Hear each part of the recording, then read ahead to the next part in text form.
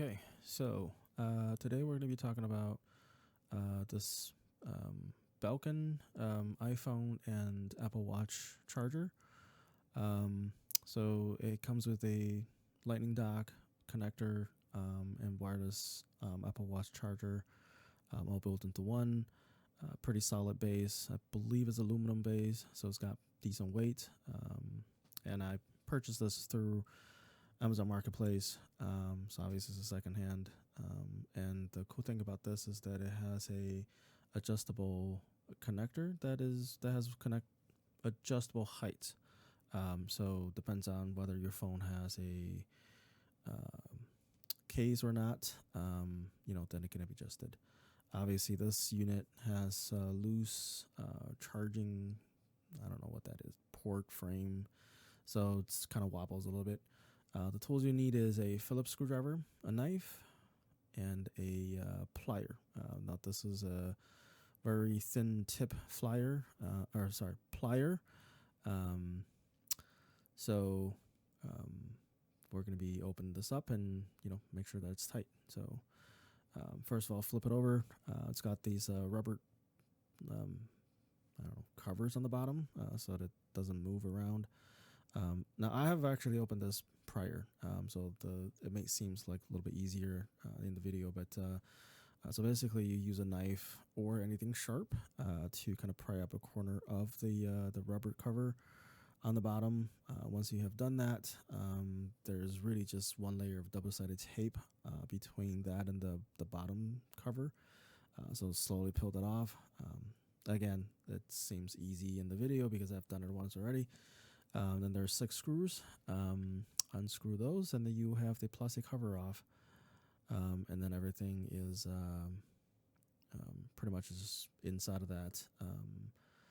So when you peel the rubber cover off, hopefully you can do it slowly, and then that'll most likely keep majority of the double-sided tape intact on the rubber cover side of the thing, so that you can put it back together.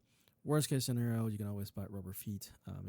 If you can't put the cover back on, you can just put rubber feet on the bottom so that it doesn't really move around. It does have pretty good weight, so it's not really going to tip over. Now, pry it open the actual plastic cover. Wiggle whatever, that'll get it off. Inside there are 2 cables. Right underneath where the stand is. The washer on it is pretty loose in this case. And obviously you can get a wrench or something to tighten it. But obviously sometimes it won't fit, depends on the size. What I'm showing you here is there are 2 long skinny discs, or actually rods more like. They're designed to hold the white plastic piece in place when the connector gets adjusted. So holding it firmly, make sure that the arm or the frame doesn't move, and then use the thin plier. So the washer has 2 little notches on them, so that's why the thin tip plier will fit into them, and then you can grab onto it and then turn as hard as you can. So once it's tight, then it's not going to move, and that's pretty much all you need to do. Make sure that you adjust it so that it's straight. I've done it once where it was kind of at an angle, and once I start moving it, it becomes loose again. So make sure that it's tight. Once it's tight, make sure the cables are back into their own little grooves. If there's any tapes, make sure there's taped back down, and then you're ready to put the cover back on. So that's pretty much it. That's pretty simple fix. It takes more time to get the covers and the rubber cover off. So I'm gonna make sure you put the little metal rods back in so that the lighting connector can still be adjusted.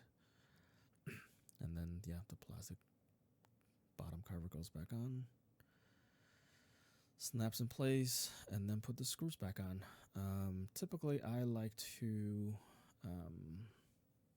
tighten the screws in a diagonal way, I guess. So you have one on the upper right or upper left, and then tighten another one on the lower right, and then the lower left, and then the upper right, and then do the 2 in the middle. It's a habit, you know, working on things like maybe rotating tires and whatnot. So you always use an alternative like a crisscross pattern to tighten up the the lug nuts.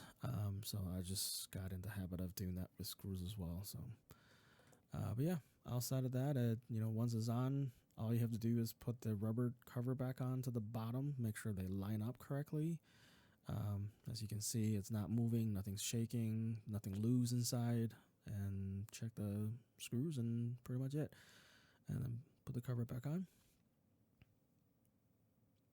Yeah, this part, the opening and closing actually takes longer than actually fixing the problem. You just need to make sure like the rubber cover it's on firmly, and you know it's not out of place. So the only really the benefit of this is just it's not going to move when it's sitting on the desk, and that's about it. So next you can see I was adjusting a little bit here because it wasn't straight. But yeah, that's pretty much it. So, and then once you have it all set, ready, you know, you can use the charger, iPhone, and the Apple Watch at the same time. It's kind of nice that this is at a height, so you can actually just put your watch on it. This is not going to be like laying on the surface of some kind.